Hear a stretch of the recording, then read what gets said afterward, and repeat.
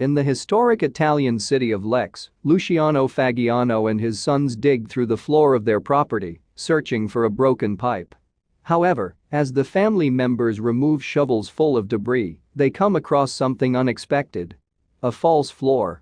And what lies underneath this structural layer will leave them and the rest of the city stunned.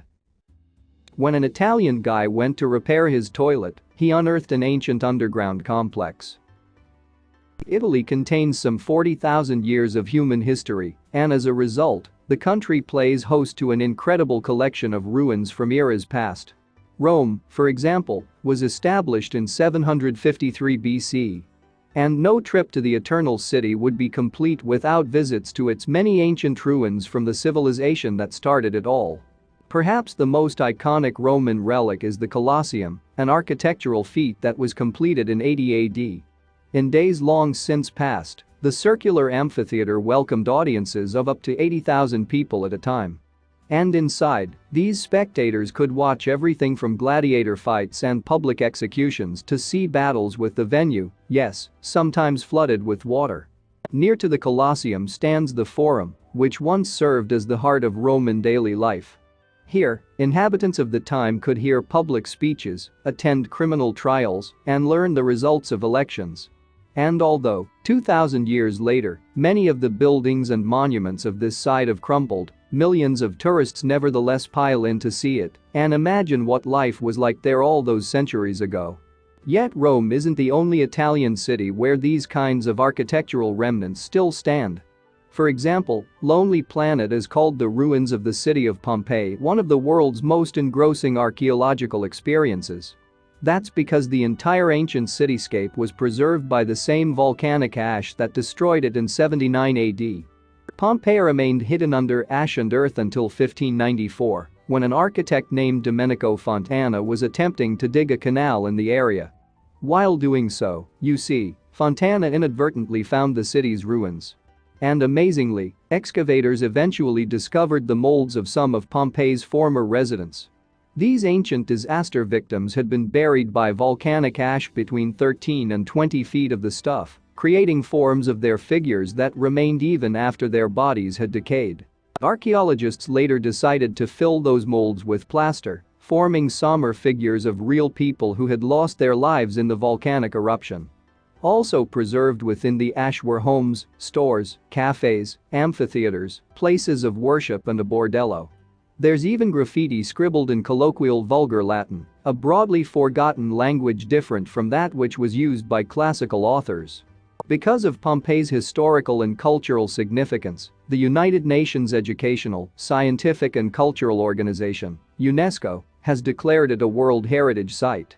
In fact, countrywide, as recorded in 2018, Italy features 54 locations that have been given this same title, more sites than any other nation in the world. On top of that, Italy also has a long list of sites that it considers worthy of the World Heritage Site tag. Future nominations to be considered by UNESCO will, naturally, come from this roster. And one such potential inclusion is Salento, a region within the heel of this famously boot-shaped country. Salento's presence on the list of nominees is largely down to the area's magnificent Baroque architecture, particularly that which can be seen in the city of Lecce. The Messapians, an ancient tribe who inhabited the Salento region long before Jesus' birth, founded what would ultimately become Lecce. And today the city therefore boasts more than 2,000 years of history within its confines. As the New York Times has explained, Lecce was once a critical crossroads in the Mediterranean, coveted by invaders from Greeks to Romans to Normans to Lombards. Yet despite all the territorial commotion surrounding the city, Lecce's architecture would ultimately flourish. And by the mid-17th century, ornate Baroque-style structures had begun appearing in the city. It's because of these embellished sites that the city in fact earned the name, the Florence of the South, after the Tuscan destination also famed for its architecture. Nowadays, it's worth noting, Lecce doesn't boast the same geographical prominence that it once held. And yet it's still the capital of its province and an important hub in the region. Nearly 100,000 people call the place home, and it supports a number of industries. For one thing, the city exports a type of limestone known as Lecce stone, which is famed for being soft and malleable and thus fantastic for sculpting. Meanwhile, the land in the area supports Lecce's agricultural commerce, too. In true Italian style, the city and its surrounds count wine and olive oil as among the most important goods that it produces. And the city also has a notable ceramics industry and, separately, houses the largest medical facility in the region. Yet Lecce resident Luciano Faggiano doesn't appear to have been involved in the lines of industry just mentioned, certainly not as it concerns our story. Instead, the now sexagenarian had, you see, purchased a building on the city's Via Vascagno Grande with a particular vision in mind. He wanted to turn the lower level of the property into a restaurant. And in keeping with this plan, he, along with his wife, Anna Maria Sano, and then 12-year-old son, David, were to live in the building's upper levels. Faggiano also has two other sons who had already flown the nest. The eldest, Marco, had moved to Rome to study film. Meanwhile, his middle son, Andrea, had moved out to go to college. When it came time to turn the ground floor of his building into a restaurant, though, the father asked both Marco and Andrea to come home. The project was to be more than just an aesthetic renovation, though. It seems that Faggiano had, you see, discovered a problem with his newly acquired property. Yes, although the building appeared to have been updated with brand new central heating and featured crisp white paint on its walls, the father of three had found that the toilet didn't work. Now, of course, the last thing that any restaurateur wants is backed up sewage making its way into their eatery. So, Faggiano got to work. He enlisted his son's help to dig a trench, try to find the pipe and figure out the problem. The father also assumed that the project would take them a very short period of time to complete. As Faggiano told the New York Times in 2015, "I said, come. I need your help, and it will only be a week." Happily, his sons heeded the call, too, and the four of them began to dig for the faulty pipe. Soon, however, they uncovered something that they surely would never have expected. The false floor. At this point, Faggiano knew for certain that the project as he had promised it wasn't to be. The dig at his new property would take far longer than 7 days. So, he and his sons worked to remove the false floor, and yet they also made sure to keep what they were doing secret from wife and mother Anna Maria. Faggiano's secrecy was likely tied up with what he had uncovered below the faux floorboards and how he had found it. With this layer out of the way, you see, he and his sons had discovered another level covered in medieval stone. And this was just the first of the amazing historical finds that they would ultimately make beneath their family home. Incredibly, you see, the medieval flooring gave way to a tomb that had been built by the Messapians, a civilization whose existence, as previously mentioned, preceded the birth of Jesus. Faggiano and his sons also uncovered a grain storage chamber that had been employed by the ancient Romans. And then, adding even further intrigue, they found the basement of what had been a convent, a space that nuns had once used to ready bodies for burial. Meanwhile, Faggiano also hit upon an interesting way of exploring new areas of the ruins beneath his home. The novel approach? He would sometimes tie a line around David, his then 12-year-old son.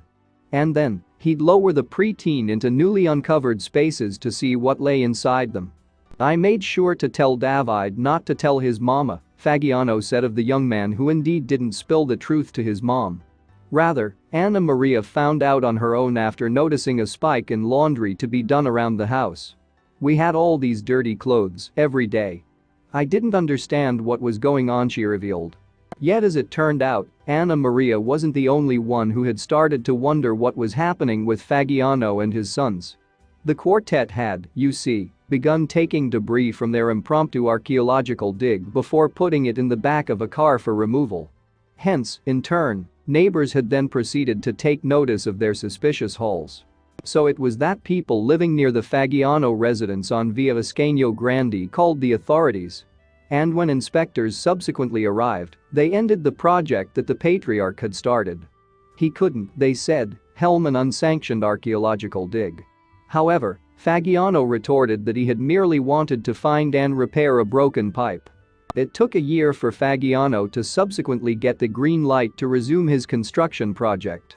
The authorities' go-ahead came with one caveat, though. In order to continue, The father would have to perform his work under the supervision of heritage officials. And yet he agreed, got back to the task and continued unearthing treasures from civilizations past. As well as finding the rooms already mentioned, Faggiano went on to uncover everything from ancient vases and medieval-era relics to religious bottles used by the Romans and long-concealed frescoes.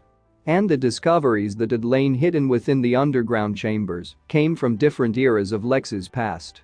Heritage official Giovanni Gingreco was among those who were on hand to help supervise the dig. And, talking to the New York Times, he noted that the Faggiano house has layers that are representative of almost all of the city's history. Lecce officials thus assumed that there would be an important discovery during the excavation, and so they sent along an archaeologist to oversee the work. It would be Faggiano and his sons who did all the labor, mind you, and they paid for the entire thing to boot. However, they also soon found themselves immersed in the process. The head of the family, for one, did a wealth of research to better understand the eras represented in the ruins beneath his home. Faggiano in fact clearly felt enraptured by his unexpected archaeological dig. And yet his older sons, on the other hand, found that the project acted as a disruption to the lives that they had left for what was supposed to be only a week. Andrea chuckled as he told the New York Times, "We were kind of forced to do it. I was going to university, but then I would go home and excavate." Marco came home as well. Eventually, though, even Faggiano grew tired of the work before him. He had, after all, begun the project just to fix a faulty plumbing system. And, of course, he still had dreams of opening his restaurant. "I was still digging to find my pipe. Every day we would find new artifacts," he said. After years of hard work, the younger Faggianos, meanwhile, did eventually move on from the project, with Andrea relocating to London. And luckily, their father had the rest of his property to help earn him an income while he excavated. Yes, he rented the upstairs floor, and he also brought in money through other properties that he owns. Admittedly, Faggiano lost steam with the project, too. "At one point, I couldn't take it anymore," he revealed. "I bought cinder blocks and was going to cover it up and pretend it had never happened. I don't wish it on anyone." But city officials pushed him to keep excavating. And his architect said that he'd be better off without the sludge beneath the then-future restaurant's bathroom. Interestingly, though, Faggiano would in time decide to put his restaurant project on hold indefinitely. The building instead became Museum Faggiano, an independent archive displaying the patriarch's finds that was green-lit by the city government. And today, it remains Lecce's top-rated museum as selected by Lonely Planet. Inside the museum, guests descend using a winding spiral staircase and get to examine the spaces that were excavated by Faggiano and his sons. No longer is anyone lowered into the underground space by rope, as the 12-year-old David once was. Instead, bright lights and glass flooring sections give visitors a clear look at the building's many layers and historical details. Also inside the archive, guests will find the museum's docent Rosa Anna Romano. And it seems that she and Faggiano have an interesting connection. You see, Romano's husband, an amateur in the study of caves, had previously noticed some suspicious holes in the ground when visiting the coast not far from Lecce. Specifically, he had noticed the holes while nature was calling. Amazingly, the holes then ended up leading Romano's husband and other speleologists to discover the Grotto of Cervi. This incredible cave houses pictographs from the Neolithic era, a period of time that occurred roughly 12,000 years ago, at the end of the Stone Age. And before he had stumbled upon the natural wonder in 1970, no one even knew that any of it existed. Amusingly, too, while this Neolithic revelation certainly sounds akin to Faggiano's accidental discovery of the ruins beneath his home, there is something else connecting the stories of Romano and the Lecce patriarch. As he put it, "We were brought together by sewage systems." And on that note, he did eventually find the pipe that had started it all as well. It took several years for Faggiano to locate the pipe in question, and it was indeed broken, just as he had originally thought. But during the interim, his dream of turning the property into a restaurant had since dissipated. Instead, he bought a new place to transform into an eatery with his initial real estate investment to remain a museum. Faggiano's story may seem to be out of the ordinary, but it's perhaps less so than you think. You see, Italy and Salento's rich history has actually made this sort of occurrence relatively normal for archaeologists and urban planners. Lecce-based historian Mario De Marco told the New York Times, "Each population came and left a trace. So, if you ever begin a construction project in this region, be prepared." As Lecce City Council member Severo Martini concluded, "Whenever you dig a hole, centuries of history come out." Thanks for watching, and don't forget to like and subscribe.